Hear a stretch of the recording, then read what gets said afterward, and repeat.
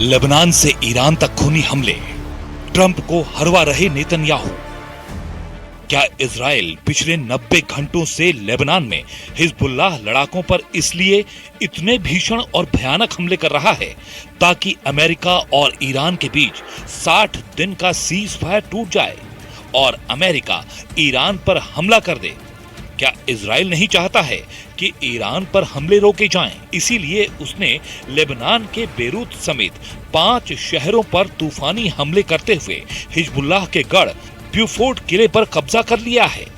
क्या इजराइल के इन हमलों से अमेरिकी राष्ट्रपति ट्रंप बुरी तरह से भड़क गए हैं?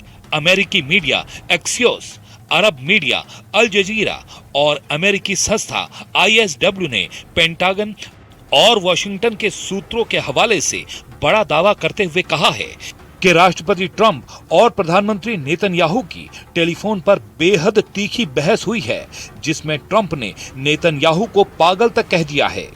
ट्रंप ने नेतन्याहू पर भड़कते हुए कहा है कि लेबनान पर इजराइल के जरूरत से ज्यादा तूफानी हमले सीज फायर तोड़वा सकते हैं। दावा तो यहां तक किया गया है कि ट्रंप ने नेतन्याहू को एहसान फरामोश तक कह डाला है और दावा किया है कि इजराइल के खिलाफ पूरी दुनिया में नफरत बढ़ रही है। हम आपको दिखाने जा रहे हैं इजराइल क्यों नहीं चाहता है कि ईरान से युद्ध बंद हो, इजराइल क्यों नहीं चाहता है कि हिजबुल्लाह पर हमले बंद हों, और अगर ईरान से दोबारा युद्ध शुरू होता है तो इससे इजराइल को क्या फायदा होगा। वहीं दूसरी तरफ हम आपको दिखाएंगे कि ईरान ने दो टूक कह दिया है कि हम अमेरिका से सीज फायर पर वार्ता नहीं करेंगे और उत्तरी इजराइल पर भीषण हमले करेंगे और हिजबुल्लाह का बदला लेंगे। बुलेटिन की शुरुआत करते हैं ईरान युद्ध की उन स्थितियों और परिस्थितियों से जहां पर सीज फायर वार्ता के मुख्य ईरानी वार्ताकारों में से एक मोहम्मद बाकर कालीबाफ ने दो टूक कह दिया है कि अगर लेबनान पर हमले नहीं रुके तो वार्ता बंद और बारूदी हमले शुरू कर देगा ईरान।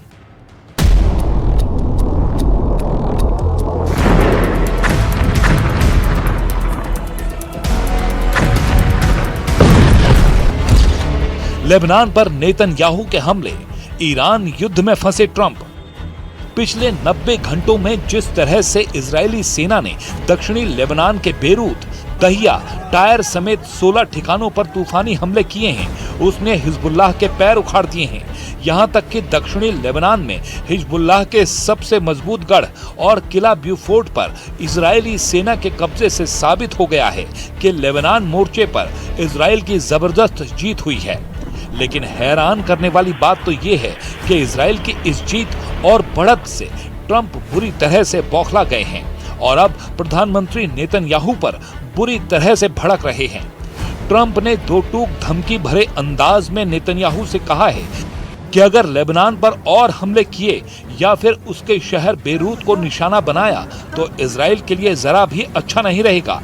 ट्रंप को डर है कि ईरान के साथ उसका 60 दिन का सीज फायर अगर टूट गया तो उनकी सारी मेहनत बेकार हो जाएगी, क्योंकि ईरान ने दो टूक धमकी देते हुए कह दिया है कि लेबनान पर अगर इजराइल ने तुरंत हमले नहीं रोके तो ईरान वार्ता पूरी तरह से रद्द कर देगा। ट्रंप ईरान की इसी धमकी से बुरी तरह बौखला गए हैं और अब इजरायली सेना और प्रधानमंत्री नेतन्याहू पर बुरी तरह से भड़क रहे हैं। लेबनान पर नेतन्याहू के हमले, ईरान युद्ध में फंसे ट्रंप। ट्रंप ने 1 जून 2026 को इजराइल के प्रधानमंत्री बेंजामिन नेतन्याहू से फोन पर बात करते हुए लेबनान में इजरायली सैन्य कार्रवाई पर कड़ी नाराजगी जताई। एक्सियोस की रिपोर्ट के मुताबिक ट्रंप ने गुस्से में नेतन्याहू को पागल कह दिया और उन पर एहसान न मानने का आरोप लगाया।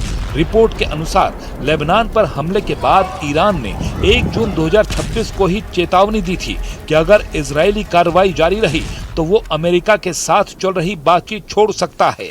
इससे नाराज ट्रंप ने नेतन्याहू को फोन किया है। अमेरिकी अधिकारियों के अनुसार ट्रंप खास तौर पर इस बात से परेशान थे कि लेबनान में बड़ी संख्या में आम नागरिक मारे जा रहे हैं और एक हिजबुल्लाह कमांडर को निशाना बनाने के लिए पूरी इमारतें गिराई जा रही हैं। एक्सियोस के अनुसार अमेरिकी अधिकारियों का हवाला देते हुए दावा किया है कि ट्रंप ने लेबनान में इजराइल की सैन्य वृद्धि की योजनाओं पर गहरी नाराजगी जताई है और तर्क दिया है कि ये कार्रवाइयां मौजूदा राजनयिक प्रयासों को पटरी से उतार सकती हैं। सूत्रों के अनुसार अमेरिकी राष्ट्रपति ने चेतावनी दी कि इजराइल के सैन्य हमले उसे अंतर्राष्ट्रीय स्तर पर और ज्यादा अलग थलग कर रहे हैं। अमेरिकी अधिकारियों ने इसे ट्रंप और नेतन्याहू के बीच 2025 की शुरुआत में अमेरिकी नेता के व्हाइट हाउस लौटने के बाद से सबसे तनावपूर्ण बातचीत में से एक बताया है। एक्सियोस के अनुसार ट्रंप को विशेष रूप से इस बात की चिंता है कि लेबनान में इजरायली सैन्य अभियान अमेरिका और ईरान के बीच चल रही बातचीत को पटरी से उतार सकता है।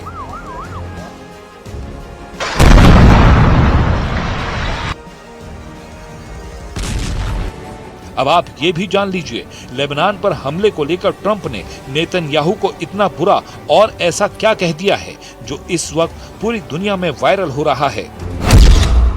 तुम पूरी तरह पागल हो चुके हो।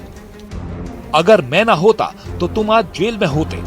मैं तुम्हारी जान बचा रहा हूँ और तुम्हारी इन हरकतों की वजह से अब हर कोई तुमसे नाराज है।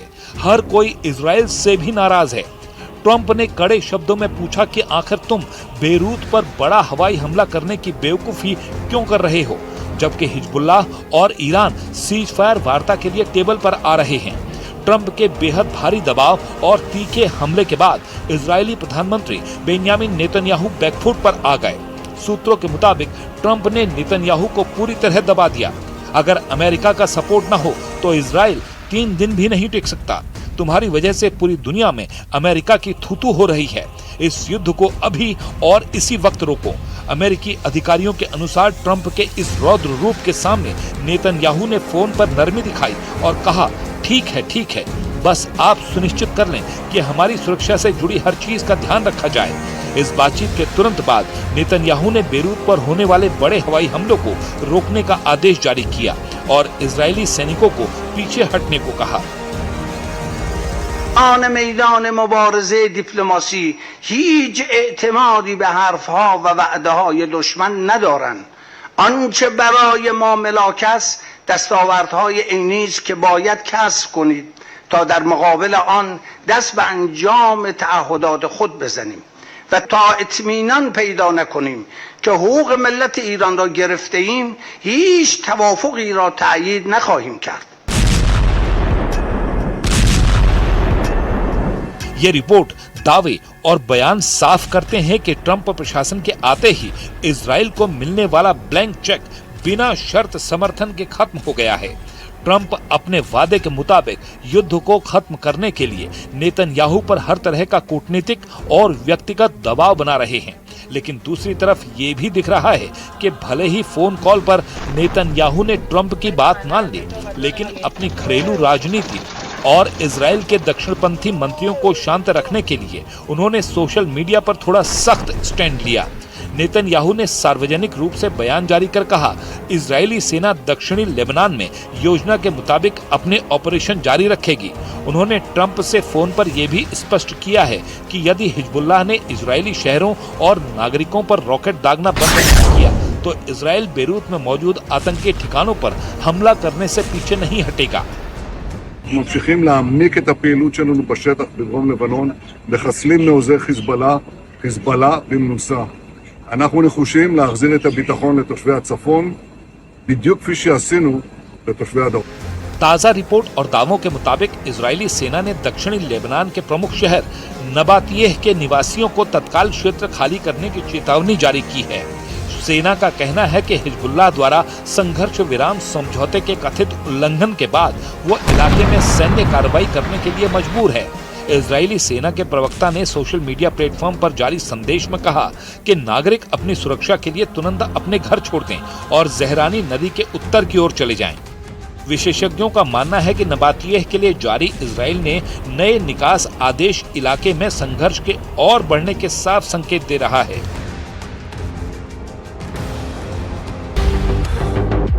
उत्तरी इजराइल पर हमले की तैयारी, आईआरजीसी ने निकाले गुप्त हथियार। ईरान के इस्लामिक रेवोल्यूशनरी गार्ड कॉर्प्स यानी आईआरजीसी ने दावा किया है कि युद्ध विराम के दौरान उनकी सैन्य ऑपरेशन में जबरदस्त वृद्धि हुई है। आईआरजीसी के प्रवक्ता जनरल सरदार मोहबी ने दावा किया है कि हालिया अमेरिकी इजराइल संघर्ष से ईरानी सशस्त्र बलों को महत्वपूर्ण रणनीतिक बढ़त हासिल हुई है। ईरान ने धमकी दी है कि ईरान अब उत्तरी इजराइल पर भीषण हमला जरूर करेगा और इसको लेकर तैयारियां शुरू हो चुकी हैं। 48 घंटे में हमला करेगा ईरान, खुफिया रिपोर्ट से मचा हड़कंप। इजराइल को पूरा शक है कि ईरान उस पर और खाड़ी देशों पर अचानक मिसाइल और ड्रोन हमला कर सकता है। ये डर ऐसे समय में जताया गया है जब अमेरिका और ईरान के बीच सीज फायर को लेकर पर्दे के पीछे बातचीत चल रही है। यरूशलेम पोस्ट की एक रिपोर्ट के अनुसार खुफिया अधिकारियों ने इस संभावित खतरे पर जो रिपोर्ट बताई है वो हैरान करने वाली है। इस खतरे को देखते हुए इजराइल के रक्षा मंत्री और वरिष्ठ सैन्य अधिकारियों ने सुरक्षा हालात की समीक्षा की है। सुरक्षा अधिकारियों का मानना है कि ईरान कूटनीतिक कोशिशों के पूरी तरह से नाकाम होने से पहले ही हमला करने की कोशिश कर सकता है। अधिकारियों ने इस संभावित हमले की तुलना ऑपरेशन एपिक फ्यूरी और ऑपरेशन रोरिंग लॉयन के शुरुआती चरणों से की है। अमेरिका और इजराइल की सेनाएं किसी भी स्थिति से निपटने के लिए तैयार हैं। इजरायली वायुसेना और आईडीएफ के अधिकारी अमेरिकी सैन्य अधिकारियों के साथ मिलकर काम कर रहे हैं। ईरान की संदिग्ध सैन्य गतिविधियों पर नजर रखने के लिए खुफिया जानकारी साझा कर रहे हैं।